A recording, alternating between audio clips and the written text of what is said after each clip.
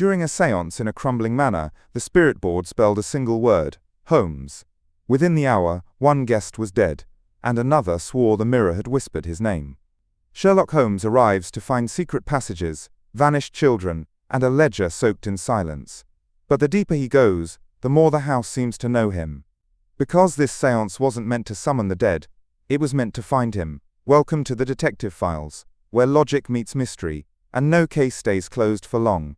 It was the 4th of October, in the year 1890, when a peculiar letter arrived at 221B Baker Street. The postman, dripping with the chill of London rain, handed it to Mrs. Hudson with a wary glance, for the envelope was black.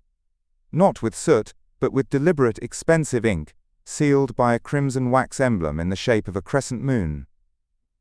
Holmes, as usual, was sprawled upon the chaise, his long fingers steepled beneath his sharp chin, eyes half closed in thought. I had just returned from my morning rounds and was drying my coat by the fire when Mrs. Hudson entered a letter, Mr. Holmes. Unusual, this one. Holmes took it between two fingers as though it might explode, then broke the seal with a flick of his thumb. He read silently for a long moment, then handed it to me. Mr. Sherlock Holmes. You are cordially summoned to Halberd Hall by the Lady Audra Halberd, widow of Sir Reginald Halberd, on account of disturbing manifestations during a spiritual séance. The name Holmes was spelled out without prompt or provocation by the planchette, in the presence of strangers. One of those attendees is now dead. The police have refused to intervene. The local vicar has fled. You are our last hope. Mr. Nathaniel Reed, steward of Halberd Estate. The letter was unsigned by Lady Halberd herself. It smelled faintly of candle wax and heather ghosts now, Holmes, I said, arching a brow. Not ghosts, Watson, he murmured, sitting up hoaxes. Hoaxes designed with exceptional cunning, or none at all, and the name, my name. That, I cannot ignore. Surely there are other Holmeses. Not in a séance, not by accident, not when someone winds up dead. He stood suddenly and moved to the mantel, lighting his pipe with deliberate calm. I believe it is time, Watson, we ventured to Norfolk. Pack for 3 days. Perhaps more. I sense that Halberd Hall will not part with its secrets easily. The journey to Norfolk was long and grey. As we passed the rolling moors and bleak farmlands, the sky darkened into a curtain of roiling cloud. The air itself seemed thick with something unnatural. Or perhaps it was my nerves. I had seen men killed by bullet and blade, but never until now, by whispered names and unseen hands. Halberd Hall emerged at dusk from behind a curtain of twisted elms, its high stone face lit by flickering lanterns and 2 flames at the gate. Not gaslight, but torches, as if preparing for some medieval rite. The gravel crunched beneath our wheels. Even Holmes, for once, was silent. A man in a black overcoat awaited us by the door. He was tall, grey-haired, and held no umbrella despite the mist. Mr. Holmes. Dr. Watson, he said, I am Nathaniel Reed. You are expected, but I fear, gentlemen, you are too late for reason, and too early for truth. He stepped aside, and the great doors creaked open to reveal a candlelit foyer, lined with taxidermied birds and faded portraits. Somewhere within the depths of the house, a piano key struck itself. Once, and only once. Holmes's jaw tightened. This house breathes falsehood. The drawing room of Halberd Hall was unlike any I had ever seen. Heavy maroon drapes shut out the last of the twilight, and every surface seemed wrapped in velvet or shadow. In the center, a round table stood beneath a crystal chandelier, whose flickering light danced like candle flames though no candles burned. The table itself was set for 5, not with teacups or brandy glasses, but with a single spirit board, its letters curling in gilded script, and at its heart, the planchette, a small, tear-shaped slab of black wood. Lady Audra Halberd entered without sound. She wore mourning black, her face veiled with sheer lace, though the outline of high cheekbones and stern lips showed through. Her voice, however, was anything but fragile. Mr. Holmes. Dr. Watson. I trust you've read my steward's letter. Holmes gave a curt nod. It mentioned a name. Mine, indeed. During a séance I did not initiate, among guests I barely knew, the name was not spoken, it was spelled, and within the hour, one of them was dead. Her voice did not tremble. It was the kind of grief that had dried into iron. Holmes leaned forward, eyes glittering. Who were the others in attendance? Lady Halberd motioned to the steward. Reed produced a folded parchment from his coat. 3 guests: Miss Lillian Cray, a spiritualist medium of some repute; Colonel Ephraim Dunstow, retired; and Miss Agnes Blythe, our late guest. The deceased Reed nodded solemnly. We found her slumped forward, her fingers still on the planchette. No sign of violence. Her face bore no pain. It was as if she went willingly.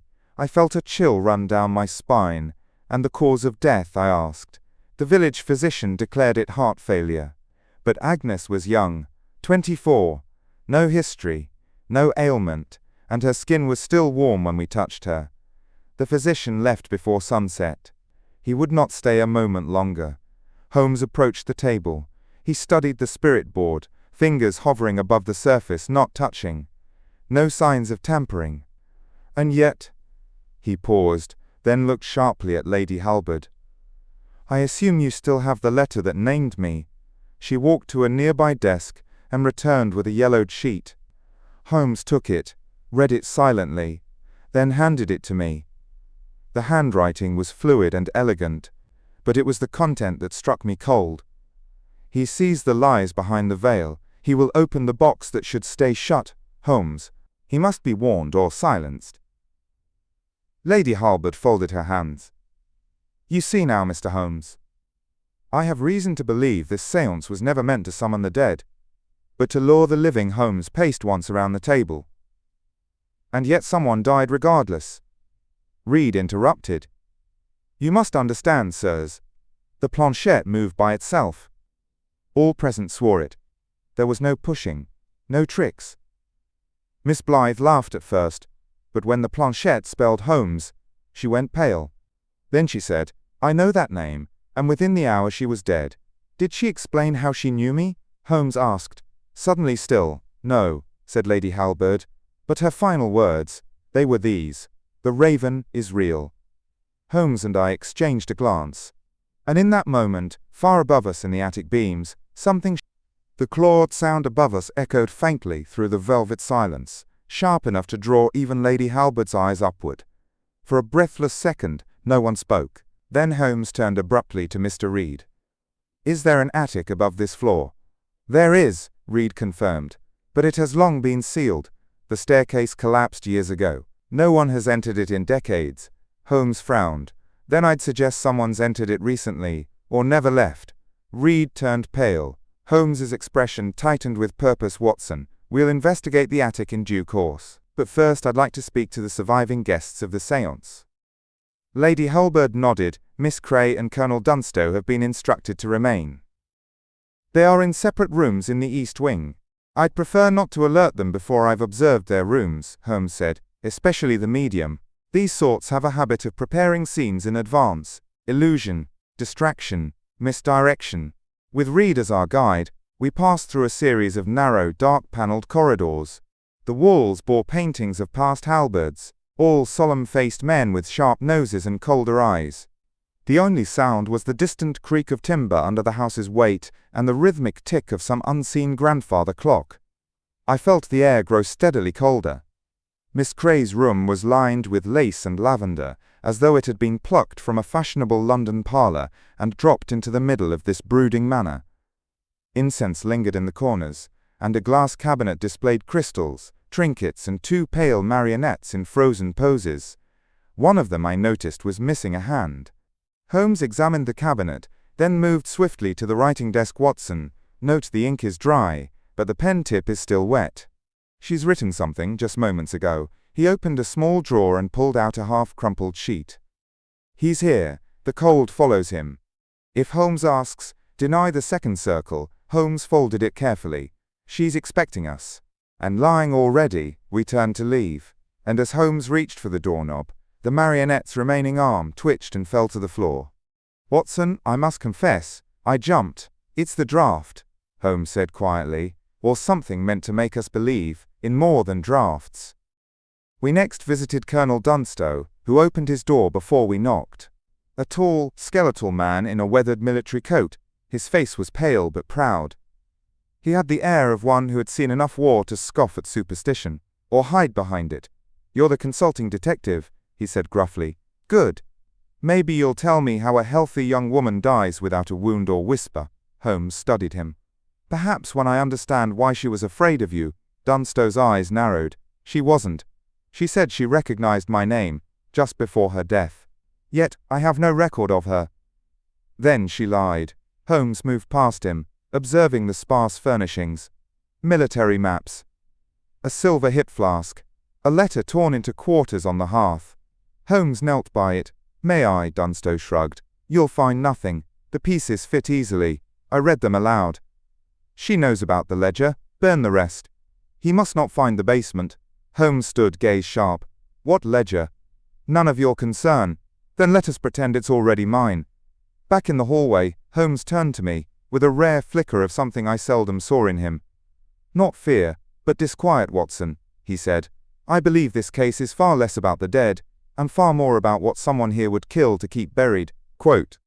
At that moment, from deep within the walls, we heard a single chime, a bell, ringing from The silence that followed the bell was unnatural, as if even the house had paused to listen. Holmes stood still, his ear tilted ever so slightly, his hand hovering near his coat as though expecting a pistol, not a notebook. "There's no bell on the second floor," I whispered. Holmes nodded, "nor on the third." Yet we both heard it. "Come, Watson. Let us speak to Lady Halberd again. And this time, no formalities." We returned to the drawing-room where Lady Halberd sat in an upright chair, gazing into the empty fireplace. Her hands were folded, too perfectly, I thought, and her posture unnervingly. "Still, madam," Holmes began, "you've told us much." But not all her veil quivered. "Ask. The bell we heard. It came from a floor that doesn't exist." "What haven't you shown us for the first time?" Her poise cracked. She looked to Reed, then away. "There is a floor," she said softly, "a hidden level between the second and third. The old nursery floor, sealed 20 years ago after a fire. We do not speak of it. It changed the house." Holmes stepped closer. "Changed it?" How Lady Halberd's voice became faint. "My husband had a brother. Younger. Born wrong. Kept hidden. He lived there, locked away. We told the world he died. But Reginald, he never forgave himself. After the fire, he refused to let it be reopened." "And yet someone has reopened it," Holmes said. Reed stepped forward uneasily. "The door was bricked over. We never heard anything." Until the séance, Lady Halberd finally looked up the medium, Miss Cray. She requested to hold the session in the old drawing-room. "That chamber touches the nursery wall." Holmes's eyes flared. "So she knew of it. And used it."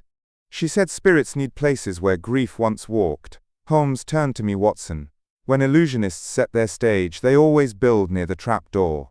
That night we took lanterns, and descended the creaking stairwell toward the bricked section of the house. Reed reluctantly showed us the hallway where the nursery once stood. A single painting still hung there. A boy with his face turned away, seated beside a raven perched upon a caged cradle. The wall had clearly been tampered with. Holmes knelt, running a hand across the mortar. New work, less than 2 weeks old. Someone broke in from the inside, and someone else resealed it. Using a crowbar provided by Reed, Holmes pried loose the bricks one by one. A stale draught escaped. Then, darkness. We stepped inside. The corridor beyond was narrow and damp. Wallpaper peeled in curls. Tiny handprints marked the lower half of the walls, blackened with soot or ink. At the far end stood a door, child-sized, with no knob. Above it was carved a single word. Whisper. Holmes traced the word with his gloved fingers. Someone's idea of a joke or a threat. Or both. Then he leaned closer, and from the other side of the door we heard it, a breath. The voice, if it could be called that, had no accent, no age, no warmth. It did not echo. It arrived inside our ears, as though the walls themselves had whispered it directly into our minds. Holmes said nothing for a moment. Then he reached into his coat and removed a small folding mirror, placing it at the base of the narrow child-sized door. We crouched together, breath held. Nothing. Just darkness and dust, no feet, no movement, only stillness, and a faint trail of powder on the floor, like ash dragged by air. Then Holmes spoke, low and clear. "Who is there?" No reply. He reached out and knocked. 3 raps, silence, then 3 slow knocks answered back. Reed paled. That must be a trick." Holmes said nothing, but his eyes were fire. "Watson, your revolver." I handed it over without question. He braced the lantern in one hand, the revolver in the other, and with a sudden motion, slammed his shoulder against the small door. The ancient hinges groaned, but the wood did not give. Again, a third time. Finally, the panel cracked open. The room beyond was childlike in size and shape, but not in atmosphere. Every wall was covered in drawings, done in charcoal, crayon, and something that looked disturbingly like rust. A stick-figure child repeated again and again, standing beside a tall black bird. Over and over, the same two, the boy and the raven. In the center sat a chair, small and rotted, facing a warped mirror with claw marks etched into its frame, and beneath the chair, Holmes knelt Watson. The second planchette. It was nearly identical to the one in the séance chamber, only this one had dried blood along its edge. I knelt beside him. So there was a second circle. Another séance. Holmes nodded grimly. Likely during the same night. Perhaps staged by the medium herself. Perhaps witnessed by someone else entirely. He examined the mirror more closely. Look. Scratches. Someone stood here often, mimicking the motions. Practicing. Reed stepped back. No one in this house is small enough to fit in here now, which means someone made use of a child. Or someone wanted us to believe that Holmes stood slowly. And yet the drawings, they span years. You think a child lived here? I think someone wants us to believe a child lived here. And perhaps, in a way, someone still does. Quote. Just as we turned to leave, a soft noise stopped us. Not a knock, not a voice. A song, low, crooning, tuneless, like a lullaby hummed through cracked teeth. Holmes. The fog on the mirror thickened as we stood in that narrow nursery chamber, each of us frozen by the impossible. Holmes moved first, calmly, methodically, raising the lantern toward the glass.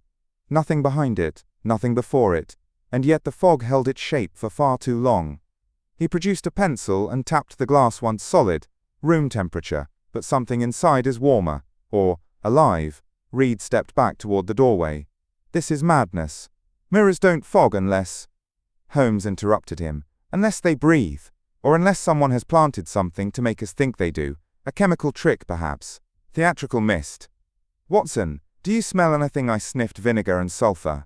Barely. Holmes's eyes narrowed. Just enough. He pulled a handkerchief from his coat and wiped the mirror clean. Beneath the fog was something etched in the glass. So faint it was nearly invisible. He lit a match and angled the flame across the surface. One word scratched by a blade.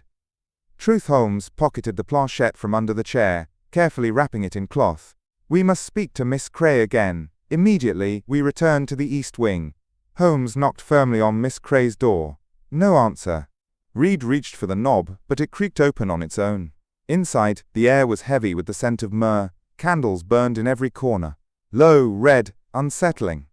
Miss Cray sat cross-legged on the floor, eyes closed, her hands resting on her knees, fingers painted with soot. She spoke before we could. He lives between ink and ash, she whispered. You cannot solve what was never a crime. Holmes strode forward. Who wrote the second circle's name? Miss Cray. She opened her eyes. Pale, unfocused. I only guided the planchette.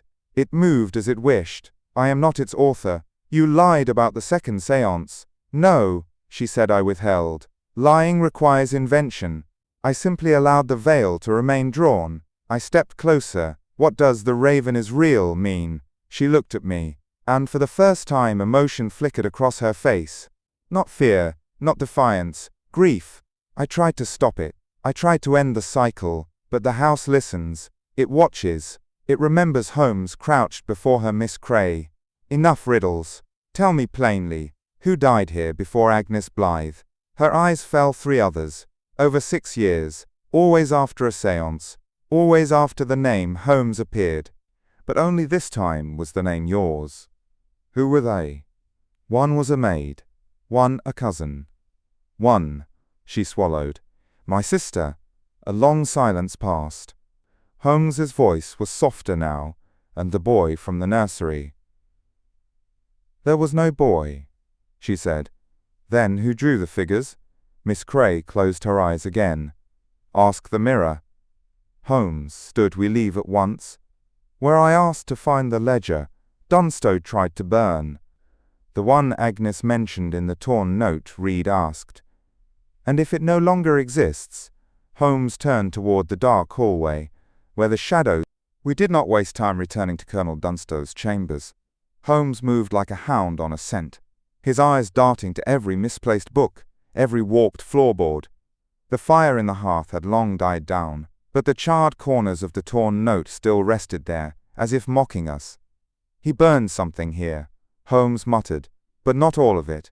He picked up the poker and began prodding through the ashes, methodically and with grim focus. And then, he froze, Watson. Tweezers. From his inner coat pocket I produced the small silver tool he always carried in our more delicate investigations. Carefully, Holmes extracted a curled, blackened fragment of parchment. Written in smudged ink were the words: Account, Halberd Estate Experiments, 1879 to 1885. Approved by R.H., I said aloud. Sir Reginald Halberd. Holmes nodded. And the term experiments is not casual. We must find the rest. He turned to Reed. Is there a basement? Reed hesitated. There is, but not one I would advise entering. The old servant passages lead there. Half collapsed. Abandoned. Then we begin there. Quote, the servants' stairwell was hidden behind a swinging panel near the dining room, a cold stone tunnel that coiled down into shadow. Our lanterns barely pierced the damp air. The deeper we went, the more it felt like descending into the bowels of something alive. Cobwebs thickened like curtains. Water dripped in slow rhythm, echoing through what had once been a wine cellar and now resembled a crypt. Then Holmes stopped. Do you hear it? I paused. A faint scratching. Rhythmic. Insistent. We rounded a corner and saw the door. Heavy oak. Reinforced with bolts. Recently unlatched. On it, someone had painted, not written, a message in soot and red chalk. Ledger is lie. Holmes pushed it open. The room beyond was small, lit by a single guttering oil lamp. Stacks of old boxes lined the walls, most too rotted to touch. But in the center, on a table covered in dust, lay a thick ledger, its pages warped with moisture but intact. Holmes opened it slowly. Experiments, he read aloud, conducted on patients brought in under aliases. Notes signed R.H. and E.D. Ephraim Dunstow. My breath caught. They used Halberd Hall as a private sanatorium. Holmes continued unregistered. Illegal. Likely to test methods deemed too cruel or unproven by the Crown. Patients, I asked. Holmes turned more pages. They used servants, children of tenants, orphans from Norwich. Some were drugged, others disappeared. Reed stumbled back, hand over his mouth. My God. Suddenly, a gust of wind blew through the tunnel, and the lamp on the table flickered violently. The door slammed shut behind us. Then from the corridor beyond, a voice rang out, clear, young, mocking. We forced the basement door open with shoulder and boot, re-emerging into the upper corridor as if surfacing from a drowning depth. Reed was pale and silent, the revelation of Halberd Hall's past visibly shaking him. Holmes, however, was unrelenting. E.D., he said flatly. Ephraim Dunstow. The colonel is no soldier. He was a physician or masquerading as one. But the military records, I asked, forged perhaps, or embellished. We must confront him. We made our way to the east wing, but when we reached Dunstow's room, the door was ajar, and the fireplace roared unnaturally bright. Inside, the colonel was gone. But not alone. Holmes stepped forward and plucked something from the floor. A leather doctor's bag, monogrammed E.D. Within it, empty vials, rubber tubing, a bone saw, and a child's doll head, smeared with ash. He dropped it with a hiss. There's more than history hidden in this house, Holmes whispered.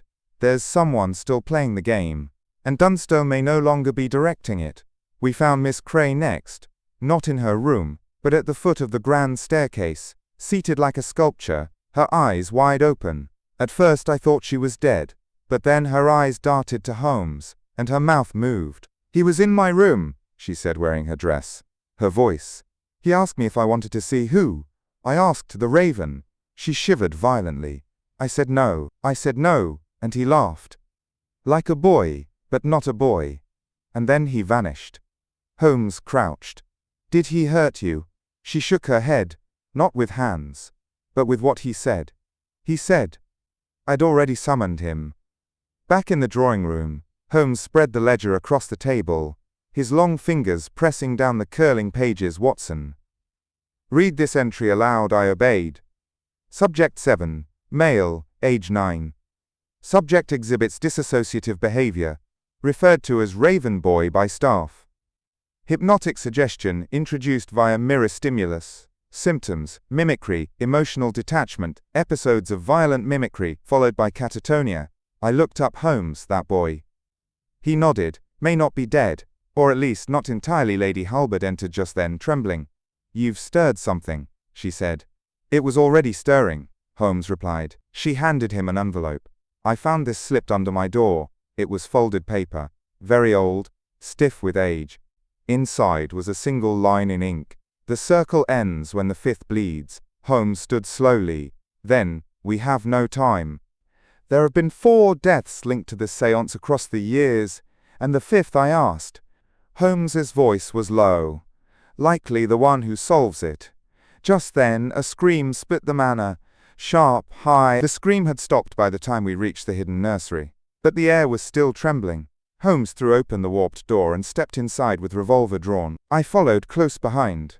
The room looked the same, but colder now, as though the scream itself had sucked out every trace of warmth. The drawings still lined the walls. The cracked mirror still hung, silent and empty, and in the center of the floor, curled into herself, lay Miss Cray. Alive, but just barely. Her lips moved, almost inaudibly. Holmes knelt and leaned close. "He's through now," she rasped. "He knows which name unlocks the door." "Which name?" Holmes asked gently. She didn't answer. Her eyes stared at the mirror, and tears ran down her cheeks without sound. I checked her pulse. Faint, but steady. "She's not injured." Holmes stood then. This was a warning. He turned to the mirror, or a demonstration. We carried Miss Cray to her chambers, and left her in Lady Halberd's care, then returned to the drawing room, where Holmes laid out the ledger, the planchettes, and both fragments of the torn notes. He stood in silence for a long time, thinking with a kind of restless fury. Then, as if struck by lightning, he looked up. "Watson. The second circle, what about it?" Miss Cray said she didn't lie, only withheld. That means she may have held another séance on the same night, in another part of the house. But where he turned to read, where was Agnes Blythe before the drawing-room séance? Reed rubbed his brow. She was in the East Gallery. Alone. She asked to feel the house, said it helped her connect. Holmes snapped his fingers. "The East Gallery touches the old nursery." "Not directly, but through the wall." She was the missing circle. He moved to the fireplace and grabbed the bell rope, the same one that had mysteriously chimed earlier. "Read. When was this system last functional?" "Decades ago. We disconnected the bells after the children died." Holmes yanked the rope. A soft jingle sounded. "From nowhere visible, Watson," he said. "Someone reconnected them. Which means someone has been walking the old paths again. Paths meant for children, for servants, for shadows." He stepped back from the fireplace and tapped a stone just beneath the mantel. It shifted. A panel popped loose, revealing a narrow tunnel, black as ink, with old wooden stairs winding down. Holmes lit the lantern again. "This is where it ends." Quote. We descended in silence. The air was close, sour, and laced with dust. The stairs creaked like tired bones. At the bottom was a small chamber, no larger than a pantry, and within it, a round chalk circle, drawn on the stone floor, and sitting inside it was Colonel Dunstow. His coat was gone, his eyes were glassy, a deep gash ran across his temple, but he was breathing. Beside him, in the circle, sat a child-sized marionette. Its head was cracked, its black eyes fixed, Holmes approached. Pinned to the doll's chest was a note. The circle completes itself when the liar takes the truth inside. Holmes exhaled slowly. Dunster was not the summoner. He was the summoned. Used, lured. I stepped forward. Then who is left? Holmes looked down at the chalk circle. The question is not who remains, but who never left. Then he turned to me, and I saw, for the first time in years, fear on his face. Holmes backed away from the circle as if it were a nest of vipers. "Replacement, Watson," he muttered. This wasn't a ritual of summoning, it was succession. 5 victims, 5 stages. A pattern built to pass something on, or into someone. I stared at the marionette. Its jointed fingers were curled as if clutching air. The hollow sockets of its eyes seemed deeper now, darker. Reed knelt beside Dunster. "He's alive." But not aware, Holmes leaned down and examined the colonel's face, then opened one of his eyelids, dilated, heavily drugged or entranced. Possibly both. He turned to the wall and ran his fingers along the bricks. One of them gave way with a soft click. A drawer slid out. Inside, a folded letter. Fresh parchment. Unsealed. Holmes read it aloud. "To the one who reads this, you have walked in my footsteps, seen what I saw, felt what I was made to feel. I was the first to bear him, but not the last. The raven chooses. The raven watches. The raven waits. Do not call him. He already knows your name." Holmes's jaw clenched. The spirit board was never a channel. It was a test. A filter, meant to find someone with a particular alignment. "Alignment?" I asked. He looked at me, and his voice dropped. "Someone with a mind sharp enough to split reality. Someone curious enough to open every door. Someone like me." Suddenly, from above, we heard the scraping of furniture, followed by the shatter of glass. "The drawing room," Reed said. We ran back through the hidden stairs, lanterns swinging wildly. The air grew hotter as we climbed, the scent of smoke beginning to sting our eyes. When we reached the drawing room, the chandelier was on the floor, shattered in 1,000 pieces. The mirror on the far wall, the same one that had fogged, was now cracked from within. Lady Halberd stood there, frozen. Miss Cray was behind her, eyes wide with disbelief. "I saw it," she whispered. "The boy. Or, what was once a boy." Holmes stepped past the debris, kneeling by the mirror. The cracks had formed a perfect circle, and in the center, the fog was returning. "Back away," he commanded. But Lady Halberd stepped closer. "I know who it was," she said suddenly. The raven Holmes turned sharply, who she touched the mirror with trembling fingers. "My son," I froze. "But you said he died in the fire." She looked at us, her voice breaking for the first time. "He didn't." Quote, "The fire," she confessed, "had been started deliberately by Sir Reginald, her husband, who had tried to end what he'd begun. My son was not born broken," she said. "He was made that way. The experiments, they tested him, twisted him. Reginald believed in cleansing, in purging. He wanted to reset his legacy. But my child survived." Holmes stared at her, silent. "He lives in the walls.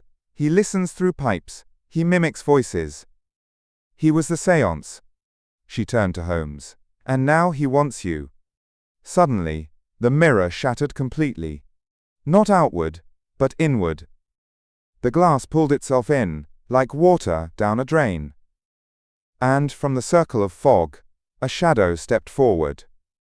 Small, barefoot, silent. A boy. Or what had once been a boy. Now draped in tattered silk. Face painted black with soot. Mouth stretched in a smile.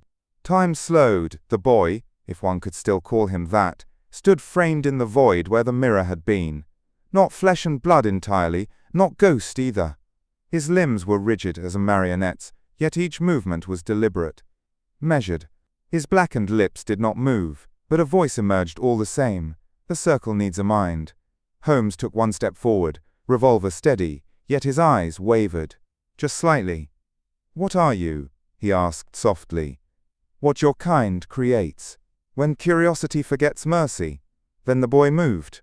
Not lunging, not attacking, but simply stepping into the room, and with each step, the flames in the hearth dimmed.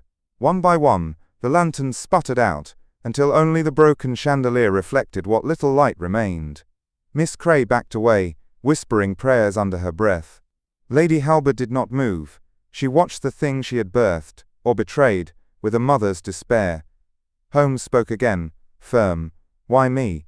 "Because you open doors, even when they're locked for a reason." Then it reached out its hand. Holmes flinched. And in that moment, I saw it. Not fear, not terror, recognition. He had seen this before. Not here, not now, but in himself. Without warning, Holmes spun and hurled the revolver toward the fireplace. It struck a gas valve hidden in the wall. Sparks flew. A small explosion lit the room in blinding white. The creature shrieked. A sound like glass scraping against metal. I tackled Holmes to the floor as the heat roared over us. The mirror chamber groaned. Wood split. And somewhere, in the walls, something began to scream. Not the boy. The house. Lady Halberd cried out, "You'll kill him!" Holmes pulled me up, eyes wild. "He's not your son anymore." We ran. Through the east hall, down the narrow stair, into the cold wine cellar again. The heat above us rose like thunder. Plaster cracked. Ash rained like black snow. At last we reached the old tunnel, the servants' stair, and turned to see Reed guiding Miss Cray behind us, coughing through smoke. Then a voice echoed from above. But not from the creature. From Dunstow. "He's in me." Holmes turned white. "Watson." The fifth I understood instantly. He wasn't meant to replace Holmes. He already did replace someone. We climbed again, higher now, toward the upper nursery. And there, slumped in the corner, pale and empty, was Dunstow's real body. Cold. A shell. The thing we had spoken to was no longer entirely human. Holmes raised his hand. "We need to collapse this floor. Seal it forever." He found the gas line. Exposed. Damaged. Holmes turned to me. "Watson, get them out." "No, I may not come back." "And if I don't?" "You will." He looked at me, not as the detective, but as the man I had once followed through war, the man with a shadow of doubt in his genius. Then, he lit a match. The explosion rocked Halberd Hall. The upper floors ignited in a blast of flame and dust, the old walls finally giving up their secrets to fire. We found Holmes, buried under a fallen beam, half conscious. He opened his eyes as I dragged him into the garden. "I was wrong," he whispered about what he coughed once. Then smiled. Not Halberd Hall burned until morning. The villagers who had refused to set foot near it for years stood in silence on the hilltops, watching the inferno reduce stone and shadow to smoke. No one spoke. No one wept. And when the fire finally died, only a blackened husk remained, and the memory of a house that had breathed lies for decades. Holmes sat wrapped in a blanket beside the carriage, his coat scorched at the collar, one wrist bound in a sling. His fingers twitched. Not from pain, but from restlessness. His mind, I could tell, was already stitching truth from the wreckage. Reed stood beside him, silent. Miss Cray had gone before dawn, without a word. Only a single tarot card was left on her pillow. The Fool, reversed. Lady Halberd, however, remained. She approached Holmes without tears.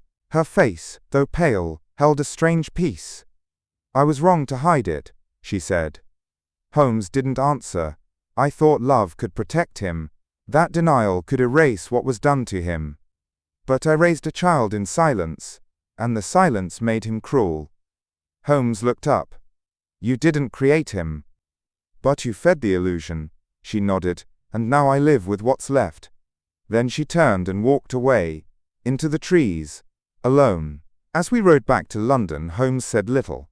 Only once did he break the silence. "You know, Watson, I've faced men who kill without remorse. Who lie, who deceive, who profit from pain. But this," he gestured toward the fading smoke behind us. "This was different." "Yes," I said, "because it began with science." He shook his head. "No, it began with neglect. With the belief that minds can be opened like locks, poked, prodded, and if broken, buried." He stared out the window. "I saw myself in that mirror, Watson." I said nothing. Because I had too. Back at Baker Street, the firelight flickered once again in our own hearth. Holmes took the bloodstained planchette and placed it in a sealed box marked, "Unsolved," not to be reopened. I asked him, as I often do, if he believed in spirits now. No, he said, pouring 2 fingers of brandy. But I believe in what spirits leave behind. Rage, fear, madness. He handed me a glass to the ones who never spoke. I raised mine to the ones who were never heard. We drank. And in the quiet that followed, the wind rattled the window pane, just once, almost like a knock, but only almost. If you enjoyed this mystery, don't forget to subscribe.